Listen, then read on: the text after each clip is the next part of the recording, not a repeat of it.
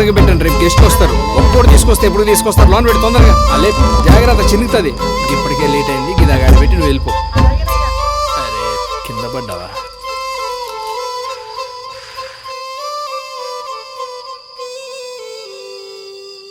రాణి, ఎవరి బలహీనతలు వాళ్ళకుంటాయి.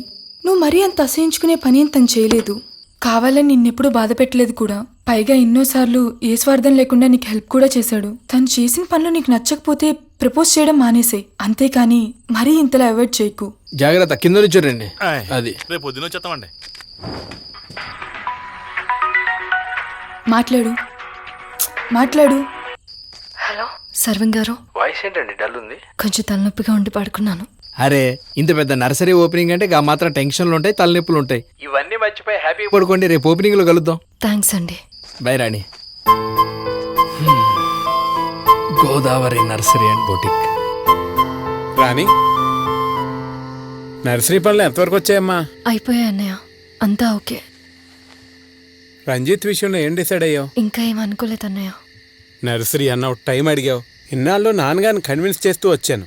ఇంక నా వల్ల కాదమ్మా. అసలే నాన్న ఆరోగ్యం అంతంత మాత్రం. పోనీ నీకెవరైనా నచ్చితే చెప్పమ్మా, నాన్నకి చెప్పి కన్విన్స్ చేస్తాను. అలాంటిదేం లేదన్నయ్య. మరి అలాంటిదేం లేనప్పుడు నీ ప్రాబ్లం ఏంటి? రంజిత్ గురించి మనందరికీ బాగా తెలుసు. నాన్నగారిని దృష్టిలో పెట్టుకుని ఒక నిర్ణయానికి రా. ఇవాళ సాయంత్రం నువ్వు పెద్ద పార్టీ ఇస్తున్నావు, ప్రిపేర్ అయిపో. దేనికన్నా? దేనికంటావేంటయ్యా?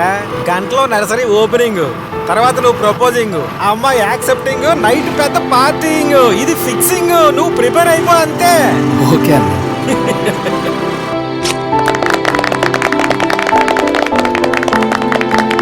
Thank you. మొక్కలని ఎక్కడి నుంచి తెప్పిస్తారు మీరు? నువ్వు చాలా బాగున్నారా? కలెక్టర్ గారు పోనీ మంచిది.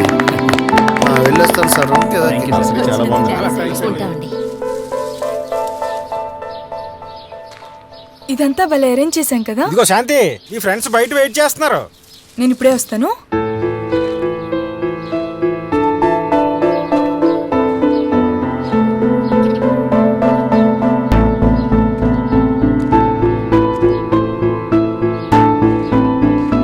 హాయ్ రాణి. అంతా చాలా బాగా జరిగింది కదండి. నాకు చాలా హ్యాపీగా ఉందండి. ఈ రోజు గురించి ఎప్పటి నుంచో ఎదురు చూస్తాను. సర్వం, ఈ ఎల్లో రోజ్ మన ఫ్రెండ్షిప్కి గుర్తుగా మీ దగ్గరే ఉండాలి. ఈ నర్సరీ ఓపెన్ అయి నేను ఇంత ఆనందంగా ఉండడానికి మీరే కారణం.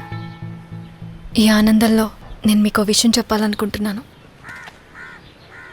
ముందు నుంచి నాకు బాగా తెలిసిన వాణ్ణి, నన్ను అర్థం చేసుకునేవాణ్ణి, ఇష్టమైన వాణ్ణి పెళ్లి చేసుకోవాలని ఉండేది.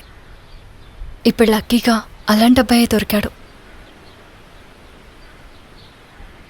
రంజిత్ అని నా డిగ్రీ క్లాస్మేట్. నిజంగా నేను చాలా లక్కీ. రంజిత్ లాంటి మనిషి నా లైఫ్లోకి వస్తున్నందుకు నాకు చాలా ఆనందంగా ఉంది. లాస్ట్ వీక్ ప్రపోజల్ వచ్చింది. నాకు కూడా ఇష్టమే అని చెప్పాను.